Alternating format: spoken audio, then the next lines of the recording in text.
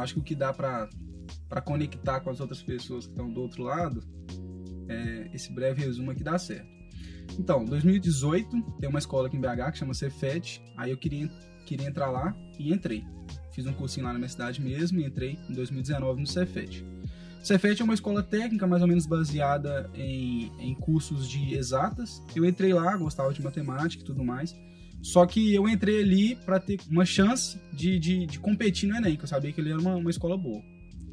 Só que aí durante esse ano de 2019, eu percebi que o trajeto do ônibus era horrível para mim, porque eu morava do outro lado da cidade, aqui em BH, e gastava 1h30 para ir, 1h30 para voltar, que é o Cefet. Então eu gastava 3 horas. E essas 3 horas me matavam. Eu tentava ler, fazer alguma coisa, mas no ônibus não dá. E muita gente nessa mesma situação. Aí eu pensei, eu tenho que começar a estudar agora, porque eu tive uma base bem decadente mesmo, assim, da escola. Estudei em escola pública a vida inteira. E no início, assim, lá na minha cidade, a escola não era muito boa. Aí eu falei, tem que correr atrás logo cedo pra adiantar esse processo aí. Se eu deixar tudo pro último ano, não vai dar certo. Já fazia o curso técnico em mecatrônica, nessa escola técnica, mas eu sabia que não era isso que eu queria. Eu tinha outro objetivo. Eu entrei ali para ter mais oportunidades de competir no vestibular, que eu sabia que era bem pesado.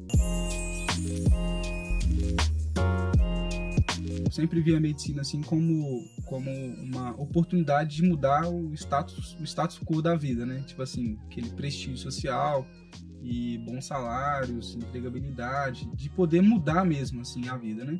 Porque as outras profissões são fantásticas, só que eu enxerguei na medicina ali algo mais uma chance mais real de mudar mais rápido a minha vida, conforme eu acredito que seja a maioria das pessoas mesmo. Daí, eu já em 2019 eu já sabia que eu queria isso, e eu já imaginei, eu já vou gastar 3 horas no ônibus, indo e voltando, por dia. Isso aí no mês vai dar umas 50 horas no mês. Aí eu falei, isso aí é muita coisa. Se eu chegar em casa e tiver que me deslocar para um cursinho tradicional, eu vou me matar no ônibus e não vou render nada. E eu tinha aula de manhã até de tarde, eu ficava até 6 da tarde lá no colégio lá, e falava, se eu tentar entrar no cursinho tradicional à noite, vai me arrebentar. Então, enfim, 2019 eu fiquei nessa, fazendo algumas coisas em casa, assistindo algumas aulas, e até entrei, eu acho que na época também, naquele curso de matemática básica lá do quadro, para dar uma revisada, que foi um lance gratuito que teve. Fiz algumas outras aulas mais aleatórias, e tipo assim, durante esse ano eu estava me preparando para o vestibular seriado que tem da UFJF, o PISM. E eu percebi que eu precisava de algo mais linearizado, mais organizado, com cronograma, com pessoas que entendessem mais esse processo, porque eu era bem cru nesse sentido. Aí beleza, 2020 entrou, no início do ano eu continuei nesse mesmo sistema, mas já imaginando que eu teria que me aderir a alguma coisa 100% online, porque o deslocamento era horrível. Mas daí entrou a pandemia. Eu falei, agora o melhor da escola lá eu vou perder, porque os professores 20 anos dando aula num quadro, de repente eles tiveram que começar a dar aula por uma bolinha lá nas plataformas, né? Aí eu falei, os professores são muito capacitados, mas eles não têm essa educação digital. Eu falei, não, vamos procurar quem tem essa educação digital. Foi aí que eu encontrei o quadro, fiquei em dúvida no início ali de tantas opções, tem muitas opções, só que eu falei, eu preciso de alguma coisa mais concreta, o que eu preciso é algo bem difícil.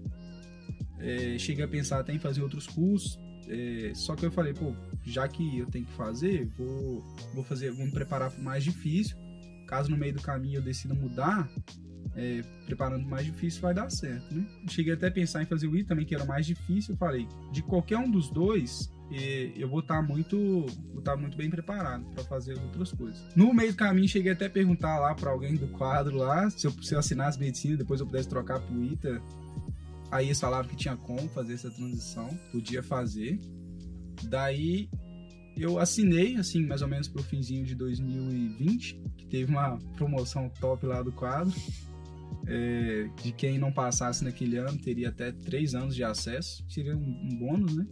Aí ali foi o o start mesmo para assinar o curso. E eu já tinha antes dado uma pesquisada, vi um pouquinho da sua história, que é muito interessante, né, do ITA.